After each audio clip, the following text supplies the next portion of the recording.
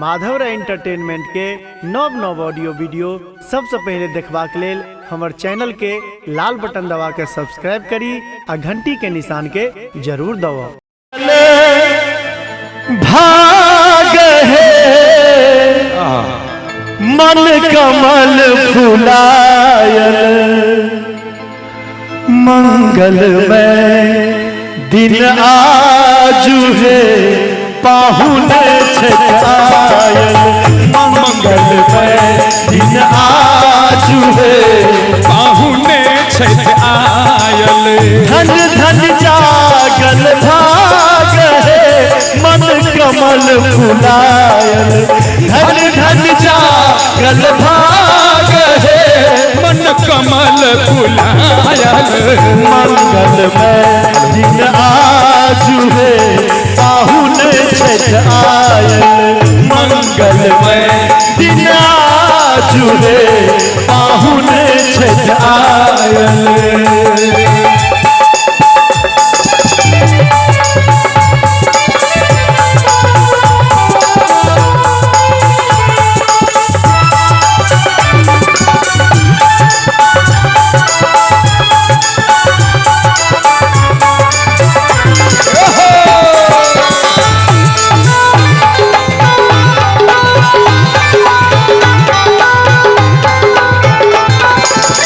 मंगल घट सो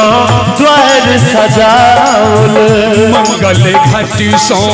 द्वार सजाउल कंचन दिया पर हम लाउल कंचन दिया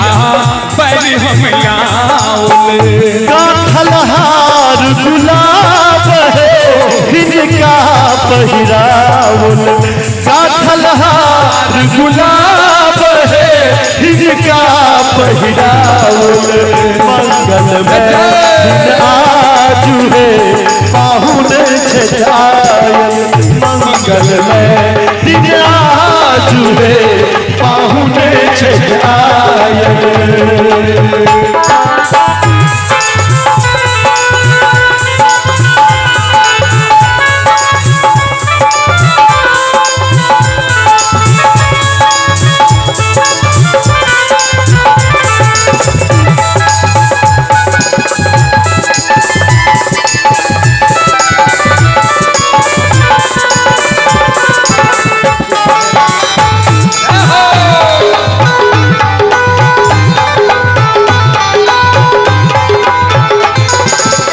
धन में धन भावही दासंबल धन में धन भावही दासंबल सुभग स्नेह मन ही मन केवल सुभग स्नेह मन ही मन केवल घर के अनुपम साग है भोजन में साजल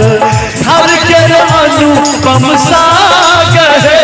भोजन में साजल। और हम आज जते सरियाती छिए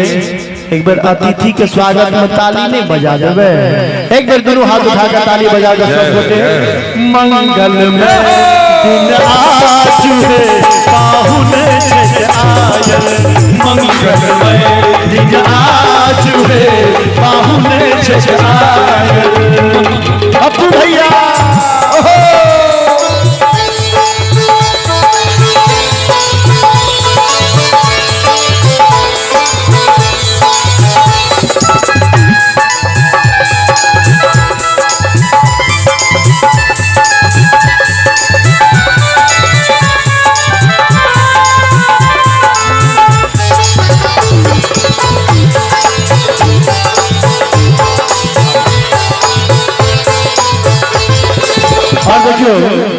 पाहुन के कतो भी स्वागत के ना हो छे कर खाली बेसी अभिलाषा कर खाली बेसी अभिलाषा दुई विधान पर अगबे आशा तू विधान पर अगबे आशा मान बढ़ावन पाग है इनका सिर राखल होना आप धीरे धीरे पाग सब कम लोग पहिरा लगलखिन हन हम सब एकटा मैथिली गीत संगीत गाबऽ के कलाकार छी, एकटा तो आग्रह करब सब निवेदन से कतौ जाए सगुन में बरियाती में तो प्रयास करी जे पाग पहिर के जरूर जाए।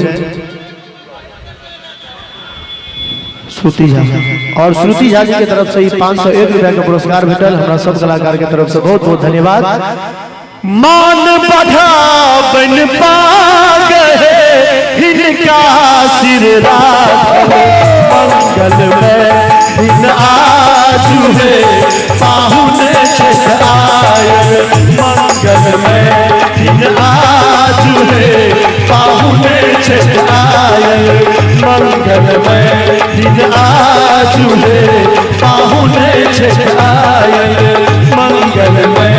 दिन आजू है पाहुन छठ आयल।